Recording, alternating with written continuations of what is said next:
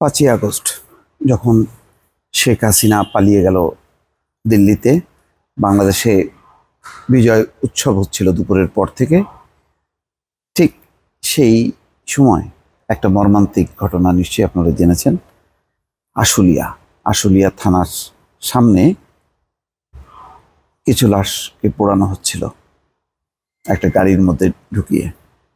সেই ঘটনাক্রমে ভিডিওতে ধারণ করা হয়, দুটি ধারণ করা হয়। একটা হলো যেভাবে চ্যাংদোলা করে তোলা হচ্ছিল একটা ভ্যানে, লাশের স্তূপ ছিল, এবং সেই লাশের স্তূপটা পরে একটা গাড়ির মধ্যে ফেলা হয়, তারপরে সেই গাড়ি সুদ্ধা জ্বালিয়ে দেওয়া হয়।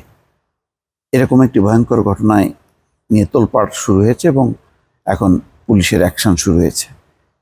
তো সেই পর্যায়ে পুলিশ পরিদর্শক আরাফাত গ্রেপ্তার। একটি খবর যে বৈষম্য বিরোধী ছাত্র আন্দোলন ঘিরে বিক্ষোভ চলাকালে 5ই আগস্ট সাভারের আশুলিয়া থানার সামনে লাশ পোড়ানোর ঘটনায় পুলিশ পরিদর্শক আরাফাত হোসেনকে গ্রেপ্তার করা হয়েছে। রাজধানীর আফতাবনগর থেকে পরিদর্শক আরাফাতকে গ্রেপ্তার করার বিষয়টি নিশ্চিত করেছেন র্যাবের মিডিয়া উইংয়ের সহকারী পরিচালক আনম ইমরান খান। সম্প্রতি সামাজিক যোগাযোগ মাধ্যমে ভাইরাল হওয়া 1 মিনিট 14 সেকেন্ডের একটি ভিডিওতে দেখা যায় দুই পুলিশ সদস্য একটি মরদেহের হাত পা ধরে আগে থেকেই লাশ ভর্তি একটি ভ্যানের উপর ছুঁড়ে মারছে। এটা দেখেছেন নিশ্চয়ই। এবং তার চারপাশে কিছু পুলিশ সদস্যদেরকে ঘোরাফেরা করতে দেখা গেছে। তাদের অনেকে আস্তে আস্তে ধরা পড়ছে। উল্লেখ্য, পুলিশ ভ্যানে লাশের স্তূপ করে রাখা মর্মান্তিক ঘটনাটি আশুলিয়ার বাইপাইল এলাকার থানা রোডের গলিতে।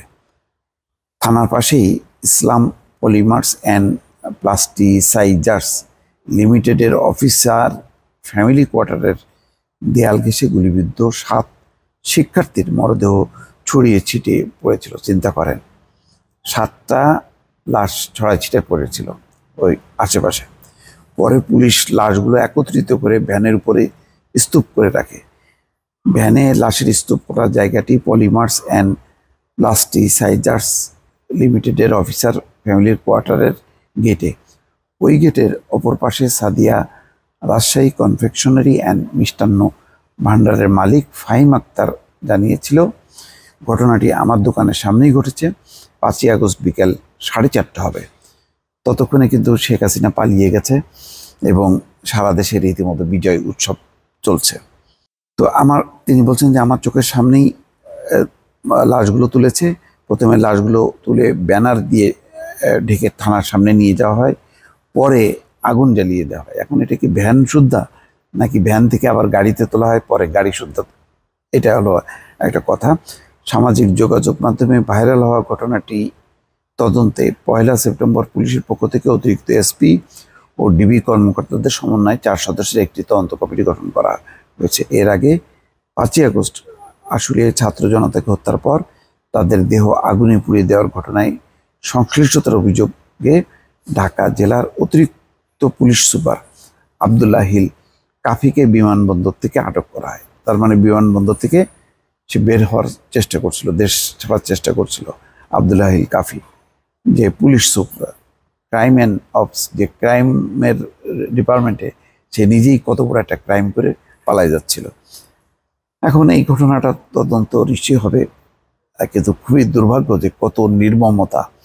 এই যে একটা 5ই আগস্টের বিপ্লবের মধ্য দিয়ে বাংলাদেশের এই দ্বিতীয় স্বাধীনতা বা বিজয়, এটা যে কত মানুষের মর্মান্তিক ঘটনা। এই ডিজিটাল যুগ ছিল, ঘটনাক্রমে কিছু কিছু দৃশ্য মোবাইল ফোনে অনেকে রেকর্ড করেছে বলে আমরা জানতে পারছি। এর বাইরে কি পরিমাণ আরও ঘটনা ঘটেছে, কত পার্সেন্টার মোবাইল ভিডিওতে আসে, তার বাইরে তো অসংখ্য ঘটনা আছে।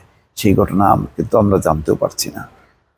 বিশাল ঘটনা। এই ধরনের এই আধুনিক যুগে এই ধরনের এক ধরনের কি বলে জেনোসাইড হওয়া, এইটা বিরল ঘটনা, যেটা বাংলাদেশে অকল্পনীয়। দর্শক ভালো থাকবেন। আল্লাহ হাফেজ।